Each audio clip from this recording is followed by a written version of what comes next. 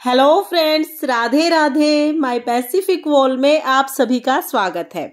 Friends, आज की video में मैं आपको उत्पन्ना एकादशी की बहुत ही सरल पूजा विधि बताने वाली हूँ। उत्पन्ना एकादशी मार्गशीर्ष मास के कृष्ण पक्ष की एकादशी को कहा जाता है। इस दिन भगवान श्री कृष्ण जी की पूजा की जाती है। जैसा कि आप सभी जानते हैं, एकादशी को सभी व्रतों में सर्वश्रेष्ठ माना जाता है। तो चलिए अब हम एकादशी की पूजा हमें कैसे करनी है उसकी विधि देख लेते हैं। सबसे पहले हम लोग एक चौकी लगा लेंगे और चौकी पर हमें पीले रंग का आसन बिछा लेना है। इसके बाद क्योंकि एकादशी को चावल का उपयोग बिल्कुल नहीं किया जाता है, तो यहाँ पर मैंने तिल लिए हैं। यहाँ पर देखिए, थोड़े से तिल रखकर मैं यहाँ पर कलश की स्थापना करूंगी। दीप कलश की स्थापना मैंने यहाँ पर करनी है।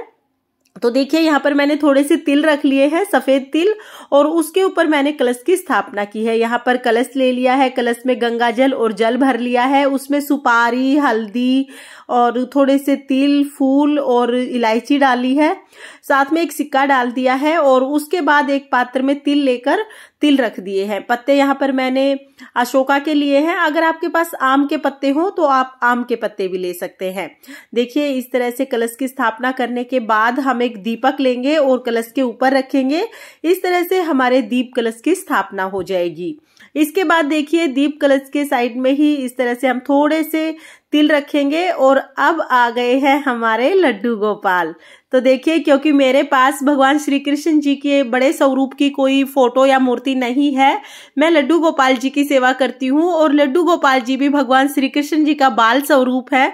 तो आज उत्पन्ना एकादशी के दिन मैं लड्डू गोपाल जी की ही पूजा करूंगी। आपके पास श्री कृष्ण जी की कोई फोटो या मूर्ति हो बड़े स्वरूप की तो आप उनकी पूजा कर ले, नहीं तो आप लड्डू गोपाल जी की पूजा कर सकते हैं, भगवान विष्णु की पूजा कर सकते हैं। देखिए, इसके बाद हमने गणेश जी को विराजमान कर लिया है। उसके बाद सबसे पहले हम लोग शुद्धिकरण करेंगे। तो यहाँ पर मैं गंगा जल के छींटे लगाते हुए सभी को स्नान करा दूंगी, यानी कि शुद्धिकरण कर देंगे हम। इसके बाद हम लोग दिया प्रज्वलित करेंगे। तो देखिए, यहाँ पर मैंने तिल का आसन दिया है। अगर तिल नहीं है तो फिर आप फूल ले सकते हैं, लेकिन एकादशी के दिन चावल का उपयोग हमें बिल्कुल नहीं करना है। तो देखिए, इसके बाद हम लोग दिया प्रज्वलित कर देंगे। तो मैंने जो दीप कलश पर दिया स्थापित किया है उसको भी जला लिया है और जो चौकी पर दिया स्थापित किया है उसको भी जला लिया है। उसके बाद सभी को वस्त्र स्वरूप कलावा समर्पित कर देंगे। यहाँ पर देखिए, मैंने लड्डू गोपाल जी को स्नान करा लिया है और वस्त्र स्वरूप कलावा समर्पित कर दिया है। इसके बाद हम लोग चंदन से तिलक करेंगे। अगर आपके पास चंदन नहीं है तो आप हल्दी से भी तिलक कर सकते हैं। तो देखिए, गणेश जी को, श्री कृष्ण जी को, दिए को, कलश को, सभी को हम लोग तिलक कर देंगे। जो लोटा आपने जल का लिया है उस पर भी आप तिलक जरूर कर दें। इसके बाद हम लोग सभी को फूल समर्पित करेंगे। तो गणेश जी महाराज को मैं लाल रंग का फूल समर्पित करूंगी और श्री कृष्ण जी को, लड्डू गोपाल जी को हम लोग पीले रंग के फूल समर्पित करेंगे। तो देखिए, इसके अलावा जो भी फूल आपके पास हो आप वो समर्पित कर दें। देखिए, सर्दियों में हमें तिल का दान जरूर करना चाहिए और पूजा में भी जहां तक हो सके सफेद तिल का इस्तेमाल आप करें। तो मैंने तिल समर्पित कर दिए हैं। इसके बाद हम तुलसी दल जरूर समर्पित करेंगे। तो श्री कृष्ण जी को, लड्डू गोपाल जी को, विष्णु भगवान को, सभी को तुलसी का भोग जरूर लगाया जाता है। तो तुलसी दल समर्पित कर दिया है।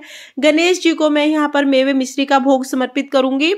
तो देखिए, हम लोग गणेश जी को अलग से भोग समर्पित करेंगे क्योंकि गणेश जी के भोग में तुलसी दल नहीं रखा जाता है और यहाँ पर लड्डू गोपाल जी को हम लोग अलग से भोग समर्पित करेंगे क्योंकि लड्डू गोपाल जी के भोग में हमें तुलसी दल अवश्य रूप से रखना है। इसके बाद हम लोग फल समर्पित करेंगे और एकादशी की जब हम पूजा करते हैं तो अन्न का भोग समर्पित नहीं करते हैं, या तो हम फल समर्पित करते हैं या मेवा मिश्री समर्पित करते हैं या दूध से बनी मिठाई भी आप समर्पित कर सकते हैं। इसके बाद हम लोग देखिए, भोग समर्पित करने के बाद कहानी सुनेंगे।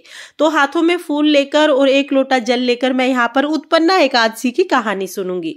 कहानी का वीडियो आपको मेरे चैनल पर मिल जाएगा, क्योंकि अगर मैं यहीं पर कहानी सुनाती तो ये वीडियो बहुत लंबा हो जाता, इसलिए कहानी का जो वीडियो है वो मैंने अलग कर दिया है।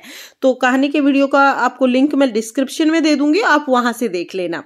कहानी सुनने के बाद जो हमने हाथ में फूल लिए हैं ये हम सभी को समर्पित कर देंगे। तो देखिए, ये गणेश जी को, श्री कृष्ण भगवान को, कलश को, सभी को हम लोग ये फूल समर्पित कर देंगे। उसके बाद हम लोग करेंगे आरती। तो देखना यहाँ पर हम लोग कपूर आरती करेंगे। तो आरती करने के लिए मैंने कपूर ले लिया है। आप कपूर आरती भी कर सकते हैं, और अगर आपके पास कपूर नहीं है तो आप जो आपने दिया जलाया है उससे भी आरती कर सकते हैं। तो यहाँ पर हम लोग श्री कृष्ण जी की आरती करेंगे, गणेश जी की आरती करेंगे, और इस तरह से हमारी पूजा पूर्ण हो जाएगी। फ्रेंड्स, आरती करने के बाद हम लोग हाथ जोड़कर अपनी पूजा में रही कमियों के लिए समाय याचना करेंगे और अपनी मनोकामना पूर्ण करने के लिए भगवान से प्रार्थना करेंगे। इस तरह से हमें उत्पन्ना एकादशी की पूजा करनी है। पूजा के बाद जो भी भोग प्रसाद है वो आप घर के सभी सदस्यों में बांट सकते हैं।